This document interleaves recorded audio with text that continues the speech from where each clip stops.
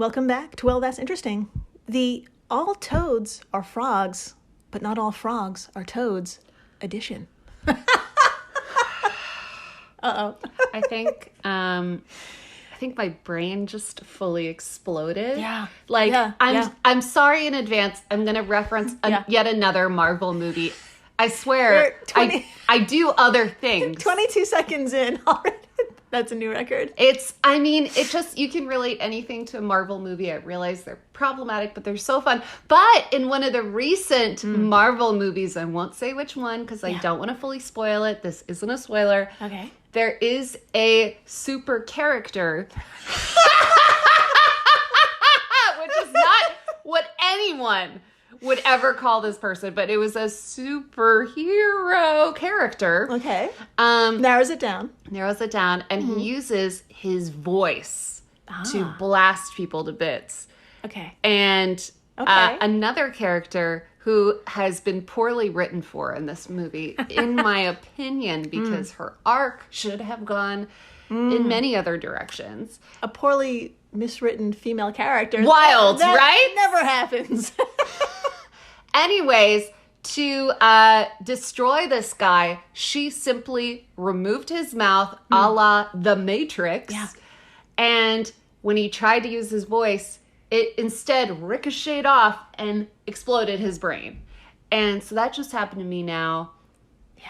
And that's how I feel. That's violent, it's dramatic, it's unnecessary, and I loved it. Yep. That's amazing. You're welcome. She could have killed him any way, but that way, that was the best way. It was amazing. I wish we could go deeper into this, but I don't want to spoil it. Anyway, Today is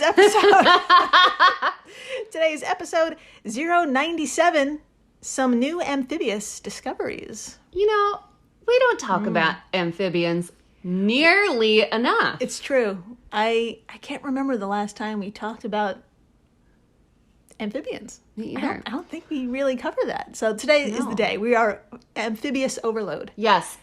Which is so hard to say. Amphibious listeners, I'm so sorry we are just getting to you, but we have arrived and we got you. That's right. 97 episodes in. Yeah.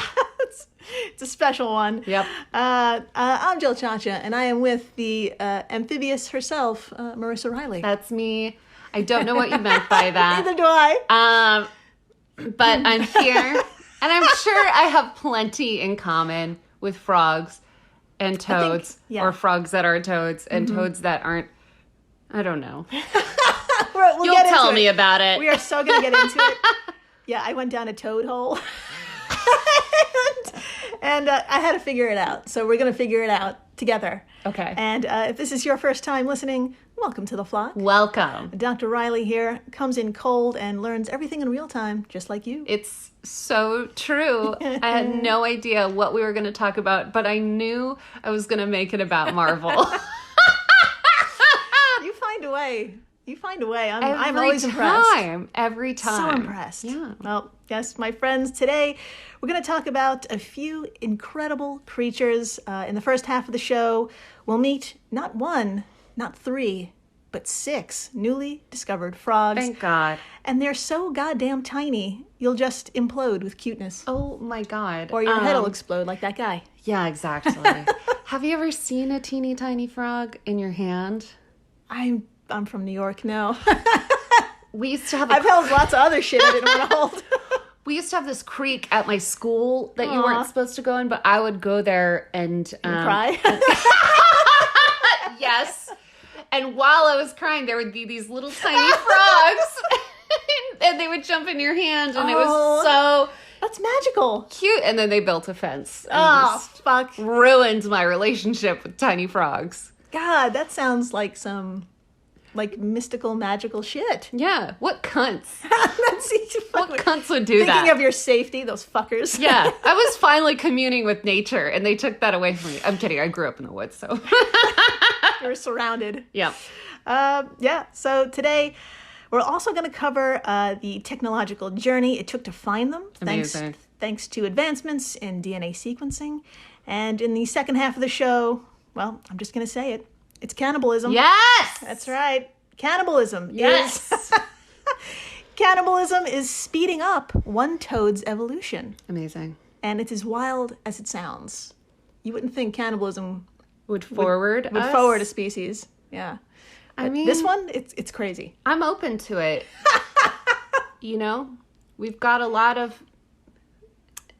Are you sure you want to continue this stuff? No, I don't. I'm going to stop myself right there before I advocate for cannibalism. Marissa, tone it down. You don't hate people that much. It's the wall. It's that wall and the frogs, and it's all coming back. Yep. So, before we begin, I thought we could answer a few puzzling questions about frogs and toads, especially after that bonkers intro. Yes. Like, what the fuck is the difference anyway? So, Dr. Marissa, I thought we could take turns pulling back the muddy curtain by reading from a Washington Post article that miraculously had no paywall. Right? How did you do that? I don't know.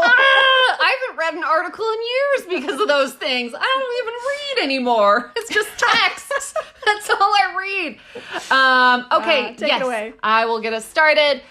This is from Anne Cameron Siegel's article, Frogs and Toads, What's the Difference? Right. Quote. Spot on. Yep. Quote, scientists don't make a distinction between frogs and toads. They all belong to the largest amphibian order called Anura, meaning the adults are, and I quote, without a tail. Cool. There are more than 7,000 species of frogs in the world, about 100 of which are in the United States. Found everywhere except for Antarctica, I get it. Frogs are grouped into 3 basic categories. Thank you. True frogs have moist skin and they must live in or near water. Okay. Tree frogs have sticky pads on their feet for climbing. That's so cute. I know. And true toads have dry, bumpy skin, are more drought tolerant, and live mostly on land, but need access to healthy water for egg laying. Oh. Yeah. Probably the easiest way to tell the difference between a frog from a toad is by looking at the hind legs and how they move. Oh, that's so cool. Continuing the quote, toads use their short, squatty legs to hop or walk. Frogs have strong hind legs, longer than the rest of their body, said Sarah Hassenstab, a biologist in the National Zoo's herpetology department. Yeah. I nailed all of those words. It was awesome. Continuing the quote, frogs seem like champion jumpers reaching more than 10 times their length in distance. Jesus, damn. Frogs are an important part of our ecosystem, says Brooks Paternote, director of the Irvine Nature Center in Owings Mills, Maryland. They're the canary in a coal mine. Like canaries, frogs can let us know when our environment needs help. Oh. Yeah. Frogs thrive with plenty of insects to eat and an abundance of healthy ponds, marshes, or other wetlands to lay their eggs. If you don't hear frogs around their normal habitat... If you don't... Normal habitats. I had a frog moment. If you don't hear frogs around their normal habitats on spring evenings, that's a signal that something's wrong in the area. Oh. Paternote said, end quote. Now, that's kind of a bummer, so yeah. I thought we should end on some fun facts because I can't leave you hanging with that. No, the absence of frogs means something terrible is happening. Death is approaching. Oh, God.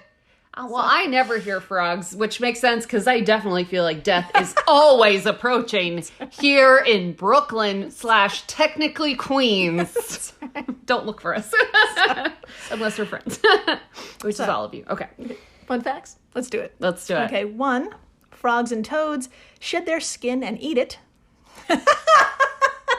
I mean... Why not? That's a little extra. Mm-hmm. I'm here for it. Okay, this is great. 2, they blink when eating because their eyes are pulled inward, help pushing food down their throats. I don't know why, but I'm obsessed with that. Isn't that adorable? Use their whole... everything. Yeah. To everything push the food down. Mm-hmm. That's so cute.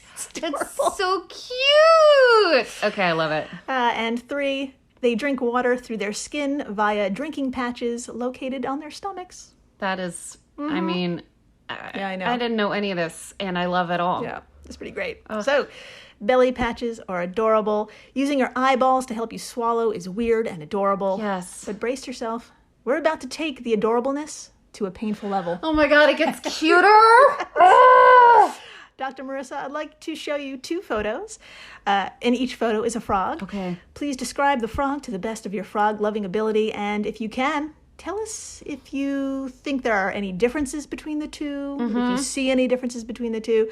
And of course, all photos we talk about today will be on our social media stuff, so please come on by and gush over these extremely tiny frogs. Oh my God, oh my God.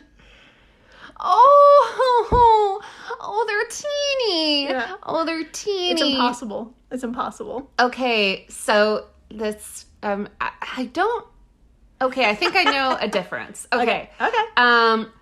Is there a difference? We will get to it. Okay. So this first frog is kind of brown, copper color. It has some little black spottage, and it's on a little rock, and you can tell how small it is because there are these 2 like mountain-sized fingers wearing a glove, kind of holding its little legs so you can see its legs stretched out. Yeah. And let me tell you, it is smaller. It is about the size of, if you look at your fingernail on your index finger. Yeah. It's about that size. Yeah, no bigger. Yeah, it could probably sit on your thumbnail comfortably. Totally. Yeah. 110%. So that's this one. The second one is sitting on a coin. Yeah. I don't know what kind of coin. It's a 10 peso coin. 1.1 inches, 28 milliliters. I did not know that off the top of my head. It was the caption of the picture. I'm not a money knower. And it is also so cute. It's got kind of like, it's the same sort of coppery brown color, but it's got little raccoon stripes on its eyes that are really black. Cute. It's got a white underbelly. And the only difference is this one looks a little chunkier. And she's got a kind of a pot belly, though she looks like how, like the difference between the two is like me before eating a burrito and me after eating a burrito. That's right. Yes, exactly. It's a great before and after. Yeah. Yeah. It's so cute. This second photo, this coin is only 1 inch in diameter. Yeah. And this frog is just sitting on it, and it has room to spare. It has room to spare. It can move in. It's like a New York City apartment. Like, yeah, I'm jealous. If I knew where it was, I'd be even more jealous. So, yeah, and just by looking at these frogs, other than their little weights, I mean, you'd think they're the same species. Yeah. I mean, and that's exactly the matter here. My friends, these are 2 totally different species. Wild. And it wasn't until recently that they were properly... I'm doing great. It wasn't until recently that they were properly identified, and they even have company because 4 other similar-looking frogs got their own names, too. Good for 4 other similar frogs. That's right. I'm glad like a few groups of people, not people, of living things are having a good year. They're having a great year. Everyone else is in the trash. But these 4 similar-looking frogs in 2 different species or whatever are doing great. They're doing great. So how did this all happen? How did we find out?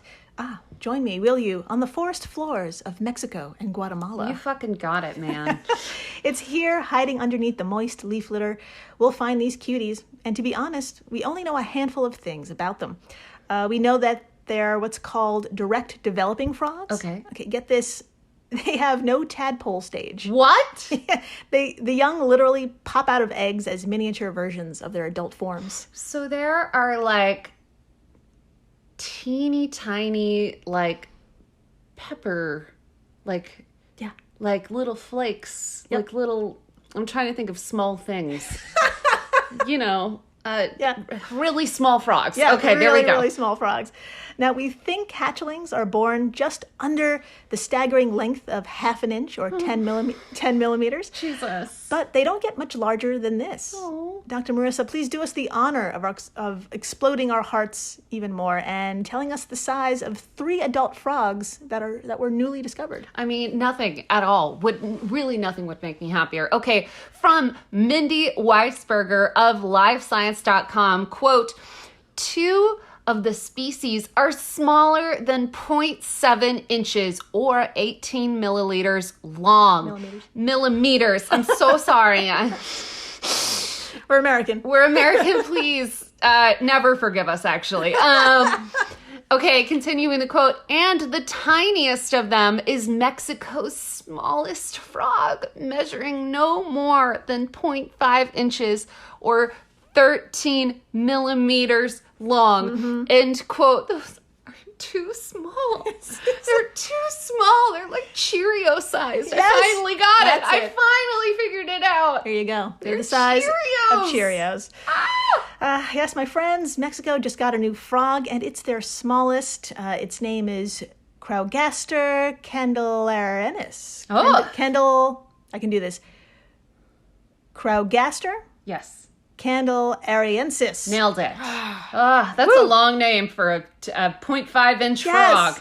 Jesus Christ. The name is longer than the animal. For real. So, here's the thing. For decades, scientists have been collecting these frogs and housing them in labs and museum collections and simply cataloging them as an unidentified species in the Craugaster genus. Somebody help me. I'm here. I got you. And that's it. They would just label them Craugaster, and they wouldn't go any further than that. Really? Yeah. That's so lazy. No, it's not lazy. Scientists are not lazy. They're doing the best they can. That's right. But I'm glad we finally landed on, you know. They were like, this looks like a small Craugaster frog, and they would put it away without any further analysis. And it wasn't until 2012 when Jeff Streicher, a senior curator of amphibians and reptiles at the Natural History Museum in London, did some basic genetic sleuthing. Amazing. The codes hinted that these are all different animals. And it wasn't until recently when Tom Jameson, a researcher at the Department of Zoology at the University of Cambridge in the United Kingdom, was like, maybe we should revisit this. Mm-hmm. And he did. Yes, all right. Dr. Marissa, please tell us, after conducting a more thorough DNA analysis of 6 Craugaster frogs, and after using an X-ray, tomography scan, CT scans to create 3D digital models of the frog bones and body parts, what the fuck did Tom and researchers find? Oh my God, I'm dying to know. Okay, from Mindy Weisberger, our friend of livescience.com, quote, when their analysis was done, the scientists grouped the specimens into 6 new species. We found that each species was genetically distinct, Jameson said. We also found differences in skull shape, level of ossification of the skeleton and external features, like the number of tubercles, that's the greatest word in the world, tubercles or hardened bumps on the hands and feet. End quote. Mm-hmm. This is so cool. That's right. Like, do you think, what's his name? Tom? Jeff? Is it Tom or Jeff? Tom Jameson. Tom Jameson. Do you think his parents, like, when they talk about him to their friends, they're like, yeah, Tom is doing great. He discovered like 6 species of frogs. Right. Or they say some version of that. Like, yeah. Or like, he worked with frogs. He does frog stuff. He does frogs. We're so proud of him. We have no idea what that means. That's but right. He is the frog man. That's right.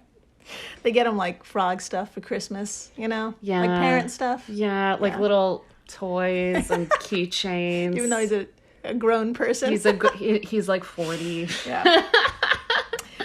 So there were differences inside and out. We just had to look closer. And finally we did. And oh, by the way, I looked up ossification, and that's... Yes, I'm so glad you did. There you go. It's basically bone formation, generally referring to the soft tissues becoming calcified and hardened. So shout out to Merriam-Webster for that. Thank you. Thank you, Jill and Merriam-Webster. You got it. For ending that mystery. So as you can imagine, little guys like this are pretty much at the lower end of the food chain. Birds, lizards, small mammals, even larger insects and other frogs make these frogs a tasty snack. Oh. But don't worry, those predators aren't an existential threat. Okay. We are. It sounds about right. Yes. Yep, we always are. Quote, the real threat to these frogs comes from habitat loss. Sorry. Habitat loss, climate change, and diseases such as the highly infectious fungal disease, chytrid disease, Jameson wrote in an email to Live Science. God damn it. So if chytrid sounds familiar, we actually talked about it in In-Betweenie 085, the frog that burps up its young. We have talked about a frog That's before. right. I was like trying to identify it in my mind, and it was once this. before. Yes. Aha. It's a good thing I wrote that down because Yes. thank you, past me. So despite all this, finding little animals like out of nowhere seemingly means that this is actually an area where there's lots more to explore. Yeah. And more importantly, to preserve. So Jameson has his sights on western Mexico and east of the Isthmus of Tehuantepec. Fun. I know. I love it. Yeah, so he's coming. He's coming to help the frogs. There you go. After the break, cannibalism. Finally. And how it's changing one species right before our eyes. Oh my God. Stay tuned. Please do.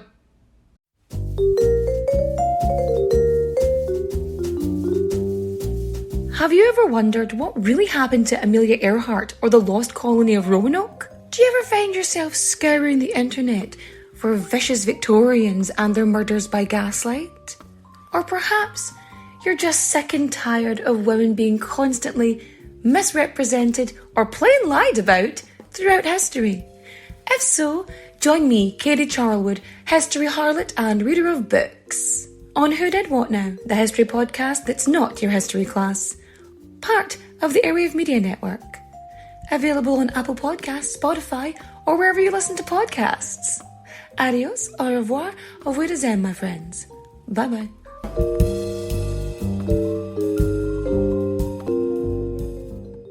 I'll be seeing you. We're the All Creatures Podcast. Each week, Angie and I explore and share amazing details about the many animals we share our world with. Plus, Chris and I are both PhD scientists and educators. So we do the deep dives in the scientific research and then come back and share what we learn in a fun and casual way. We also speak with other scientists, animal experts, activists, and many other conservation enthusiasts from all over the planet. So you can find the All Creatures Podcast wherever you get your podcasts. Hey everyone, Jill Chacha here from Well, That's Interesting, and I am absolutely thrilled to tell you about Spotify for podcasters. I use it, I love it, and it all started by downloading the free Spotify for Podcasters app, which has all the tools you need in one place to record and edit your masterpiece of a podcast. Spotify for Podcasters also distributes your show to all major platforms. So when you hit publish, your episodes will stream not only on Spotify, but I'm talking about the Apples, the Googles, Stitcher, Good Pods, the other ones. You get the idea. And you can monetize your podcast with no minimum listenership required. You could also set up monthly subscriptions and record ads just like this one. So what are you waiting for? Download Spotify for Podcasters today and start changing the world. Oh, and please, stay interesting. And we're back. We are so back. We're so back. And my friends, if you're of a certain age, you probably have fond memories of a little animated series called The Simpsons. Oh, you fucking know it, man. You know it. Back in ye old 1995, yes, old with an E. Yeah.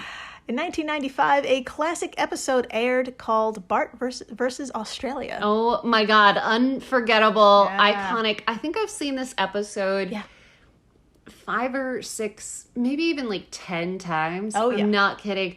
And I saw it all of those 10 times, I think, before I turned 12. Oh, yeah. And I haven't watched it since. I have not watched The Simpsons since. But when I watched it, man, you watched it because there was nothing else. And but it's in your brain, right? it's stuck. If you turned it on right now, I could probably mouth along. Yes, yeah, I could probably recite the script word for word too. But my friends, you know what? I'll have Dr. Marissa here read to us about the episode and one particular character from it, just in case you need a refresher or have no fucking clue what I'm talking about. So, Dr. Marissa, please take it away. Nothing would make me happier. All right, from simpsons.fandom.com, where I'm going later tonight. Quote, Bart Jr. was a frog that Bart caught. It was later brought over to Australia, but was released into the wild since Bart was not allowed to bring in foreign animals. Bart placed it in a fountain outside of customs, planning to pick it up on the way home. However, it jumped out of a window and was taken away by a kangaroo, naturally. The next day, the entirety of Australia was infested with bullfrogs, all which were the offspring of Bart Jr. And quote, amazing, amazing. Also just like what a deep concept for like all of the children who watched The Simpsons. Yeah. All of us like, you know, late 80s, 90s babies. Oh yeah. It's probably where I get my fascination with invasive species. I like to think it's where I get my depth. I don't have very much depth, but the depth that I do came from watching The Simpsons as a child. Yes, absolutely. Yeah. So those offspring, of course, wreaked havoc on crops, and needless to say, this got Bart in a shit ton of trouble. Yeah. The Simpsons was a great fucking show because a lot of its ridiculous plots were actually based on ridiculous real-life events. That blows my mind. But also it makes so much sense. Yeah. May I introduce you to the cane toad of Australia? Oh, no. Yep. Here is a photo. There she is. There she is, folks. So angry. This is an angry frog. She looks upset. It is an angry face. She even has like an arched eyebrow and a downturned like frown. This frog is toad. My apologies. This toad is kind of like a marigold yellow. She has some excellent bumps on her back. She has big black eyes. She has a white stomach. She has little arms, and she's very grumpy. I get it. Absolutely. Just whenever I'm somewhere I'm not supposed to be, which sounds like is what's going on for her, I'm this grumpy. Very, very not happy. So, Laura Gegel of Live Science wrote a lovely summary about these toads. Quote, "The cane toad is a poster child for invasive species. The warty toxic toad, notorious for gulping down anything that fits into its wide mouth, Respect. is actually native to South America. Oh no. In the 1930s, farmers in Queensland, Australia thought the toad would be the perfect predator to gobble up beetles that were destroying sugarcane fields. Oh no. But with no natural predators, the toad population ballooned from only 102 individuals to more than 200 million, according to WWF Australia. Jesus, that's a huge mistake. 102 to 200 million. Just don't go anywhere. I think we can always bring it back to Marvel or the fact that you should just stay home forever. Like, don't go anywhere. It includes taking frogs places. Don't take frogs Leave places. Leave them home. God. Continuing the quote, another reason for their population spike is that female toads can lay more than 10,000 eggs at a time in small ponds. You guys, no. End quote. Now, this aggressive as fuck toad not only eats whatever fits into its mouth as an adult, cane toad tadpoles absolutely ravage cane toad hatchlings. Oh, yeah. Uh-huh. Quote, when these eggs first hatch, the young can't swim or eat yet, so they can pretty much only lie there at the bottom of the pond until they develop into tadpoles, said Jane DeVore, research associate at the University of Sydney and a biologist. Quote, the hungry tadpoles strike during this vulnerable hatchling period. Once the hatchlings develop into tadpoles, they are too large and mobile for other tadpoles to eat them.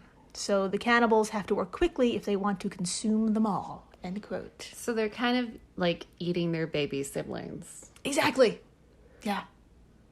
That's weirdly darker than adults. Yeah. Humans eating each other. Yeah. Dr. Marissa, please tell us, according to one study performed by DeVore, just how cannibalistic are these cane toad tadpoles? I mean, we're going there. So let's fucking talk about it. All right, from Live Science, quote, the team placed tadpoles in a pool. Tadpoles? God damn it. That was me earlier. Now you got it. Sorry. I cannot talk, but I will do This quote, the team placed tadpoles in a pool with 2 traps. One trap held hatchlings and the other was empty. The odds that an Australian cane-toed tadpole would enter the trap containing hatchlings were about 30 times those of it entering the empty trap, DeVore said. In contrast, the native range tadpoles were not attracted to the hatchlings. They were just as likely to enter the trap as the hatchling, the empty trap as the hatchling trap, she said. End quote. I really messed that up, but from what it sounds like... It's okay. It's okay. The cane-toed tadpoles... Yes. We're into eating the babies. Yeah, 30 times. 30 times more likely to enter the hatchling trap than the empty one. There you go. Between the two of us, I hope our listeners understood what the fuck is going on. So these hatchlings are being uber targeted by their tadpole siblings. So how in the hell are they going to survive such a rampage? Yeah. Well, this was Devore's next question, and she went to the source. She and other team researchers watched some eggs and compared the time those eggs and the hatchlings spent developing. Lo and behold, they believe they found a new evolutionary survival technique. Shut up. Mm-hmm. Quote, we found that cane-toed clutches from Australia developed more quickly. Oh. They reached the invulnerable tadpole stage in about 4 days, whereas native range clutches took about 5 days. DeVore said. I like how crucial that 1 day is. Yeah. That's incredible. That's a lot of time for just being on Earth. Yeah. A whole day faster? Yeah. So this is really goddamn smart, developing faster to avoid your predator. But it looks like this evolutionary step is still a work in progress. Check this out. Dr. Marissa, please tell us what's been happening with these super developed hatchlings. Oh my God, I'm really excited. I need to figure this out. Okay. Quote, while these strategies helped the hatchlings survive, they paid for it later. The researchers tested 1,190 tadpoles for survival, development, growth, and plasticity, and found that those that developed faster as eggs and hatchlings to escape cannibalism fared far worse and developed more slowly at the tadpole stage than the native range tadpoles, the team found.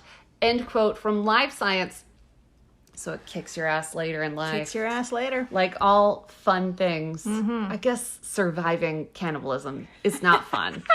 So I cannot relate to this at all.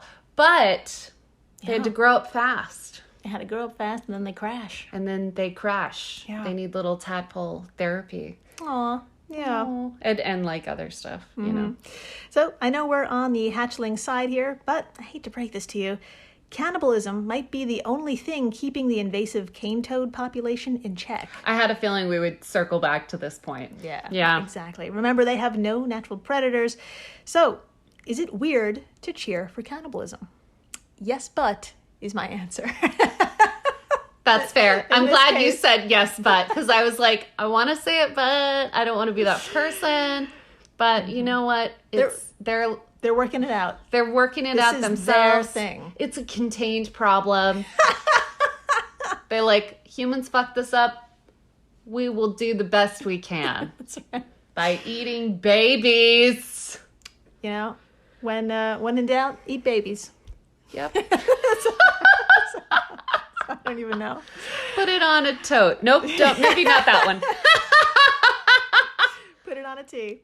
Thank you for listening, rating, subscribing, telling your friends about the adorable, tiny frogs in Mexico. God damn it, they're so small. This is the size of your thumbnail. Tell them about how cannibalism is saving and ruining a species at the same time. There you go. And please, stay interesting. Please do.